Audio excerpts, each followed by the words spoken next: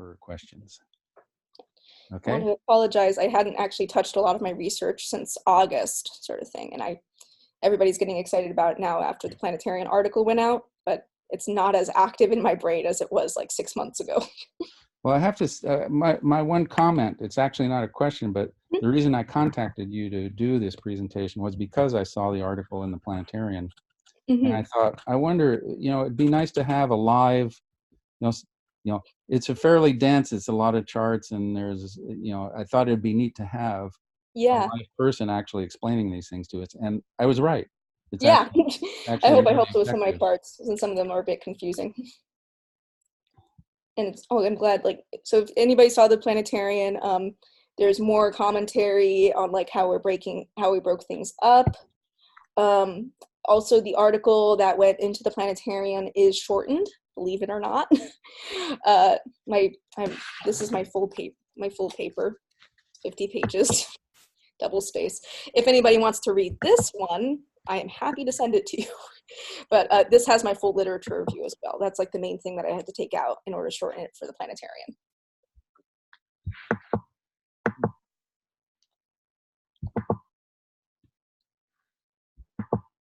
You have any questions?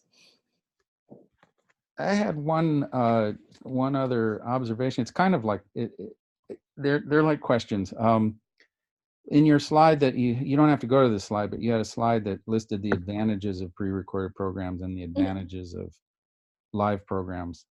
And it occurred to me that a lot of the advantages of the pre-recorded programs can also be qualities in live programs. If with the visual, particularly other than the factor of consistency, all of the other qualities could be introduced into the live, or are in a good live program. You introduce fantastic, visual effects. All that stuff can be in a live program as well. Do you agree with that? I definitely agree with that. Bring up the slides again. So I would say oftentimes in my live programs, and it depends on how you construct a live program. So if it's a live program that you do have like a set script for, then it's very easy to introduce certain visuals that can be engaging and is taking advantage of the full planetarium. Yeah, visually stimulating graphics, consistent or full advantage of unique immersive space. Oh, I think one comment from Heimlich et al. About the unique immersive space is it's commenting on it almost like a 3D planetarium could be like a 3D movie or a 3D IMAX, in that there's storytelling in it in which you are fully falling into this kind of program, which I think is possible in a live program, but might be a little bit more difficult in order to get that full kind of immersion in there. For a lot of the live programs that I do, I really like to be a little bit more on my toes, responding back and forth. And one of my difficulties with visually stimulating graphics and for that is I'll get a random question that there was no way that I was going to be able to put together a graphic in order to help me answer this very, very random question that came out of nowhere. There's Vince put in the chat this question. Yeah. Can you comment on whether the differences in scores are statistically significant? That's something that I don't have enough of a background in statistics sort of thing. So I think they are significant, although I do think if you did really go into it and took a look at actually crunch the numbers in the statistics thing, I'm not sure exactly how statistically significant these differences in scores would be.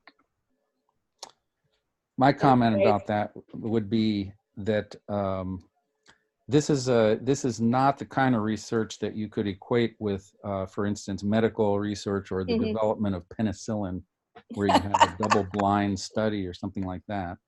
So the results are, it's kind of like social research that exactly, and it's a little bit more qualitative, actually, regardless of what the numbers are.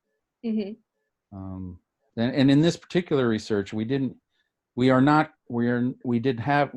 have any programs that were just pre-recorded, or what we used to call canned.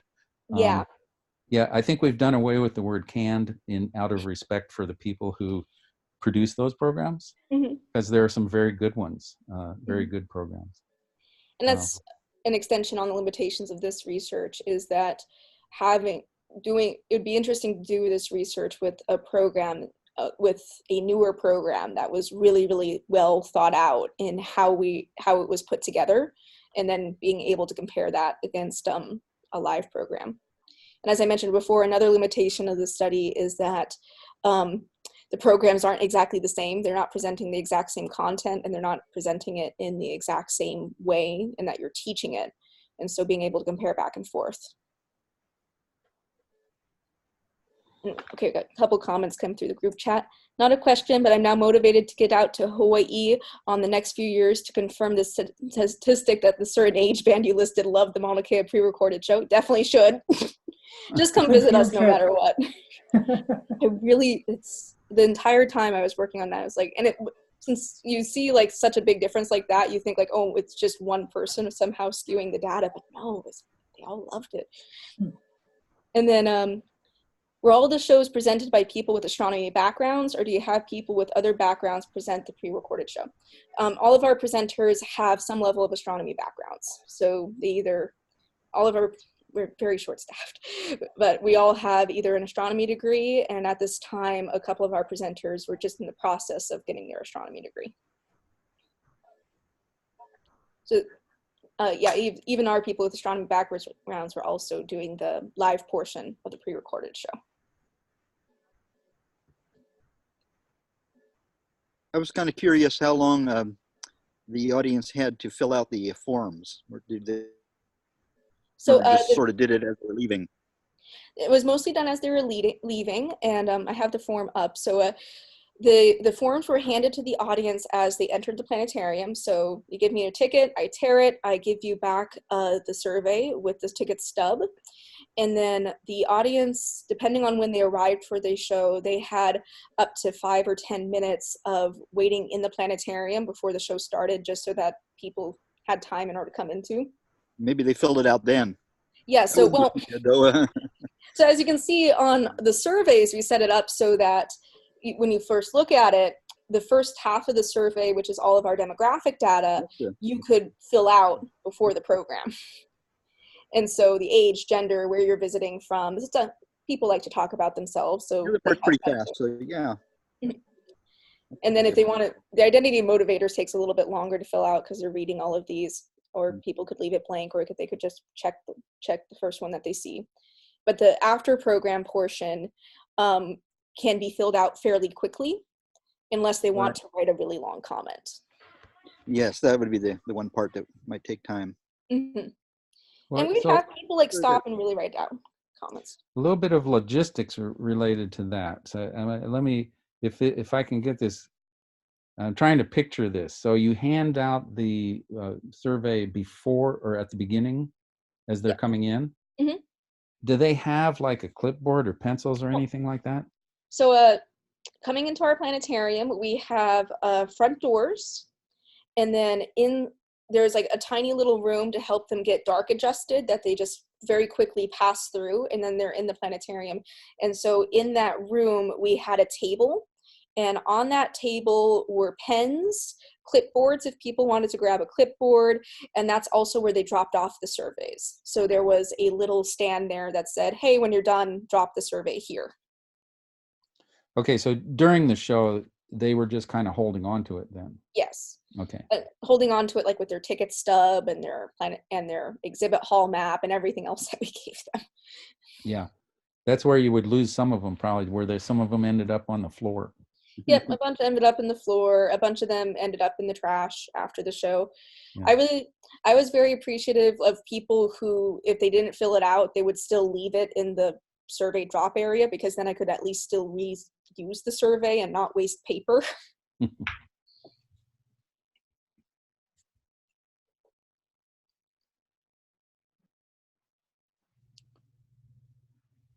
20% return's not bad. Yeah, I think that's pretty good. Now, do you plan to do this again? And, I I mean, would you talked definitely about be, future, but do you plan to do it again, and how would you do it different? I would definitely be interested in doing this again. The research for my master's degree ended in January, and then other people actually asked me to extend the surveys to all of our programs for about 2 months and collect data.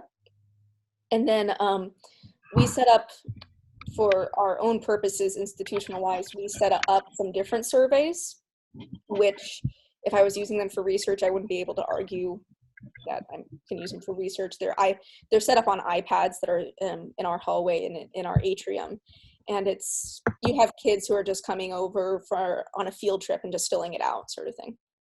But the original question is, am I going to do this again? And if I did it again, how would I do it differently? I would definitely be interested in doing this again and expanding it to other types of programs. Beyond Mauna Kea, Between Earth and Sky, testing other pre-recorded programs, testing other live programs if possible. Ways that I would do it differently. I mentioned with the identity motivators, I would like to mix up these responses and see if that affects the identity motivation people that we're getting out of our surveys. As I mentioned, most people responded and checked like, oh, I love learning new things about the universe in Hawaii, and that's just the first box that they can check here, and it applies to explorers. And I do think most of our patrons were explorers, but I'm not sure how much of just the fact that that box was the first one that you saw when you read that question, how many people just checked it because of that. So being able to bury that response and see if get the same results. My brain hasn't been on this research for a while. I just got a random neuron firing idea that about getting responses. What if you were to put a 2D barcode up on the dome and invite people to get out your phones? You can't use your phones during the show, I hope. But at the end of the show, get out your phone and get this 2D barcode that takes you to a survey. And maybe they could have some kind of reward for doing that. I don't know, like get a beautiful astronomy picture or something. I think that's definitely a good idea. I want to say that I've heard of other planetariums doing that at the beginning of the show, like here's a QR code and it takes you to an interactive experience. I'd be interested in hearing the response rates to that. Yeah, does it work? Yeah, and one thing is, like, I like the idea of digital because it helps with resources on the back end, but I really don't think I would have gotten the response that I did get if I wasn't physically handing this to a person as they were coming in. Mm-hmm. And at the same time, I also wouldn't be as sure that they are that I can assign that data to a show. So with these, what I was able to do is, as they're coming in, I hand it to them. At the end of the show, there's a big pile of surveys between the 12 o'clock show and the 1 o'clock show. I can grab all the surveys that are returned, and I can ensure that they're all checked, that these are the people that watched the 1 o'clock show, or sorry, the 12 o'clock show, and then same thing for the 1 o'clock. Doing it digitally, people can just check like which show that they went to, and I have no way to verify that they definitely saw that program and that the response is connected to that program. Does that make sense? That's one of my issues that we have with our surveys right now, is that we have a survey in the hallway and in the atrium, and people can go like, oh, it asks, what program did you attend today? And they can check one. But then you see kids in a school group just running around the center like, oh, here's an iPad, let me press all the buttons on it. And then when we get that survey back, like, oh, we don't know if these surveys actually are attached to the programs that these people that actually saw, or if it was just somebody entertained themselves for a few minutes. Yeah. Peggy responded, the big takeaway I see is that both education and entertainment are important. My guess is engagement piece is a factor in both also. And yeah, important satisfaction, because both of them showed significant, that's why they're there and what they enjoyed. Yeah, and I definitely agree. I think sometimes as educators, we get stuck in our own heads a little bit that if I make a program too entertaining, they're not going to take anything away from it, an educational thing. But I definitely don't think that's the mindset of people, especially because we are a free choice learning, free choice emphasizing that you are choosing to come to this experience. It's not a required class. It's not sit down, listen, I'm going to talk at you. You're choosing to come here, and therefore I need to make you coming here worthwhile and engaging and not just falling asleep. I think DUAT 2019 is last March's Planetarium. And he talked about that in there. The importance of that entertainment is a little bit of education. Oh, I have references. I was actually like a good academic and put references on my slides. There we go.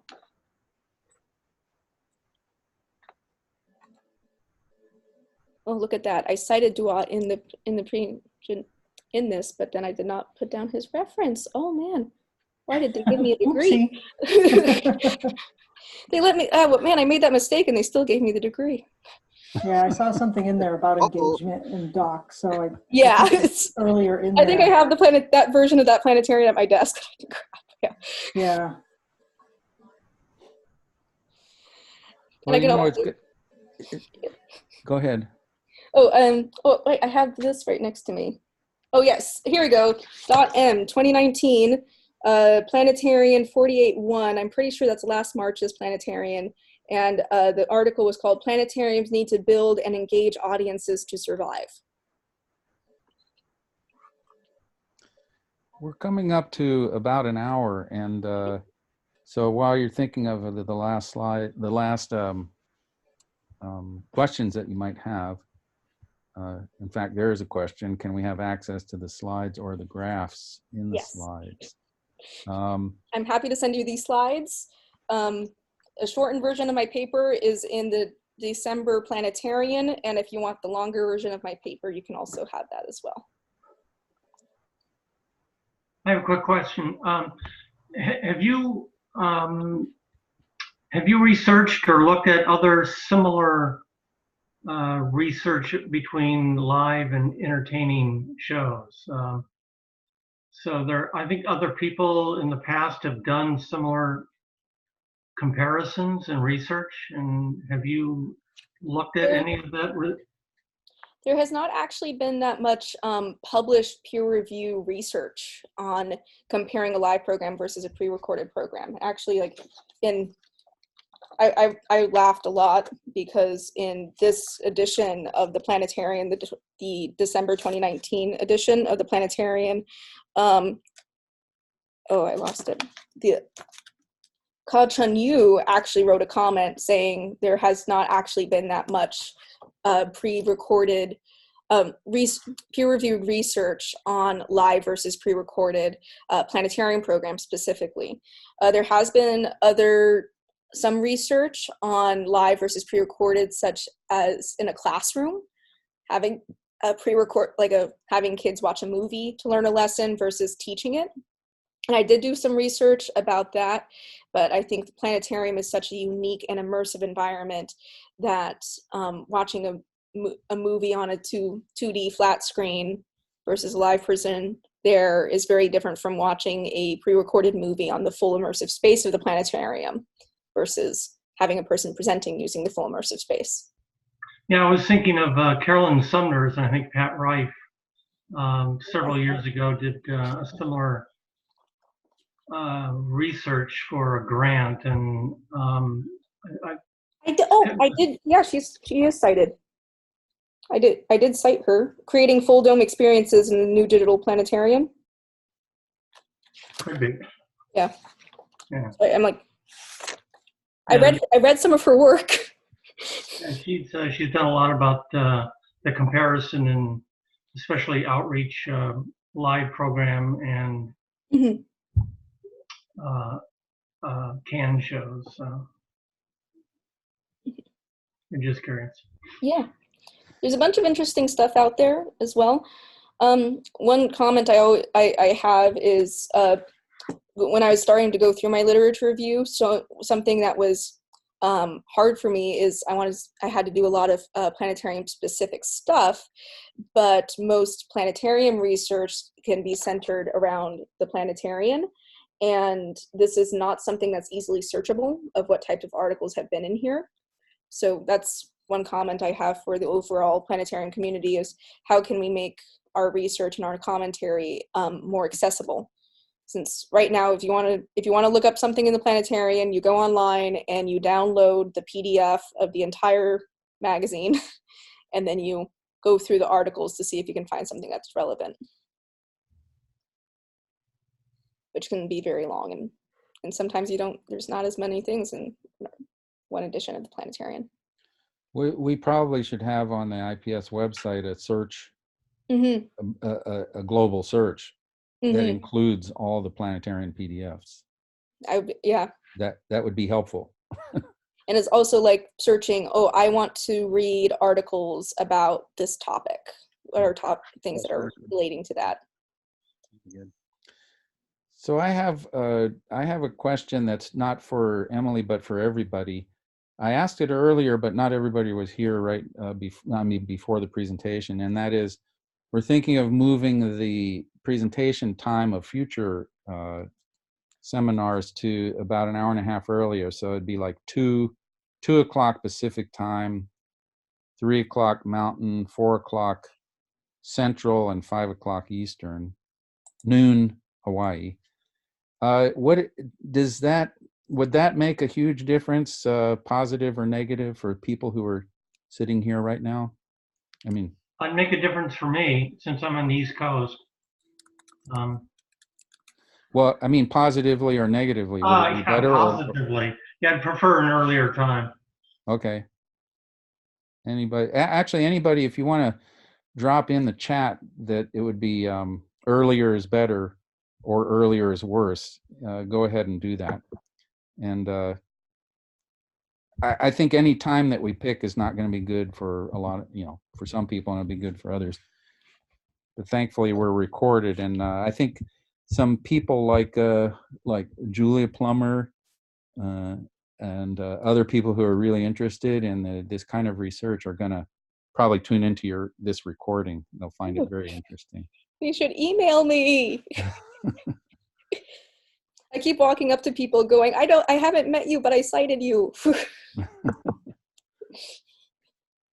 Yeah. Okay. So any last questions? Oh, everyone in the group chat, I just dropped a Google link so that you could view my slides. If you're having problems, let me know. I saw a couple people have jumped on as anonymous, so it looks like some of you are able to view it.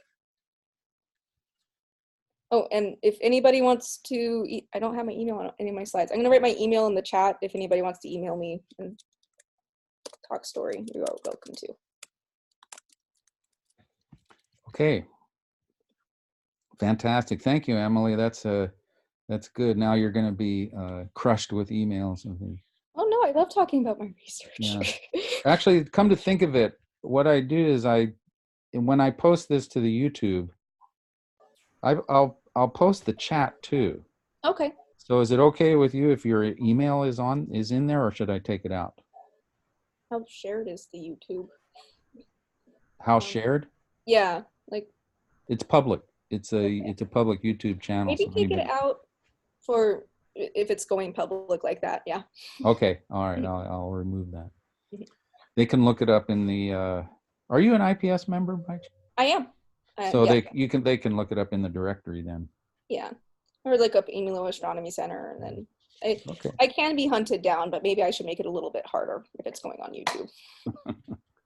Okay. Well, thanks again, Thank Emily. you. That was fantastic. Another round of applause. Thank you. And thanks everybody for coming. And it's nice seeing some of you again. I know I saw you at other lips and stuff like that, or workshops and all that. It's nice to see you guys. Good night, everyone. Good night. bye. Have a nice weekend. Night.